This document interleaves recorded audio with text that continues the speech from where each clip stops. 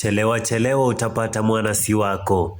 Ndivyo ilivyopambwa taswira siku ya Jumapili katika kaunti ya Kisumu. Mrengo wa Linda Mwananchi ukinguruma kwa sauti ya juu kumkumbusha Rais William Ruto chama cha ODM kipo kwenye kijungumeko iwapo Oburu Oginga ndiye tegemeo. Chama cha ODM kiko na katiba inasema tuitishe uchaguzi, Mheshimiwa James Orengo ajitangaze aseme anasimama kiti ya party leader. Tukutane na huyo Oburu. Mnaona nani atashinda hapo? Nani atashinda? Orengo ama Oburu? Party leader Marwa kuja. Nimetangazwa rasmi kama acting party leader ya ODM. Wangapi umekubali? Walianika peupe ahadi za mawimbi zinazotolewa na Rais William Ruto kila uchao wakidai pana haja ya kuizika serikali ya Kenya Kwanza kwenye kaburi la sahau. Sisi hatutaki kwenda Singapore, tunataka hali ya maisha iende chini.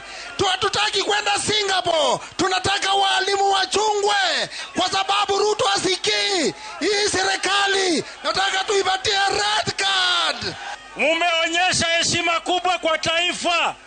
Kisumu hamjai aibisha taifa la Kenya.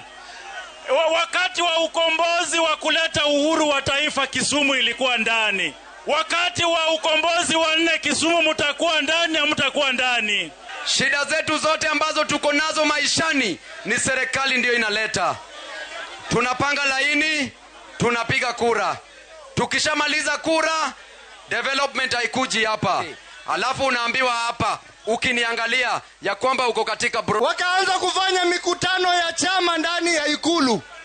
Sasa ati chama ya ODM ni chama ambayo inaongozwa kwa Ikulu. Wakatoka pale wakasema kwamba ati hao wataki kiti ya president, ati hao wanataka power. Akiongoza safu mpya ya upinzani kule Mombasa, aliyekuwa naibu rais Rigathi Gachagua aligongelea msumari papo hapo, akiweka imani kwa mahakama kufanya haki kwa kesi aliyoiwasilisha dhidi ya kubanduliwa kwake kama naibu rais. We have faith in our judicial system that it should be able to give justice to Rigathi Gachagua, his supporters and the people of Kenya. That the 3 judges will do what is right, apply the law and give justice not just Rigathi Gachagua but uphold the Constitution of Kenya because it's the right thing to do. Our judiciary is our last line of defense.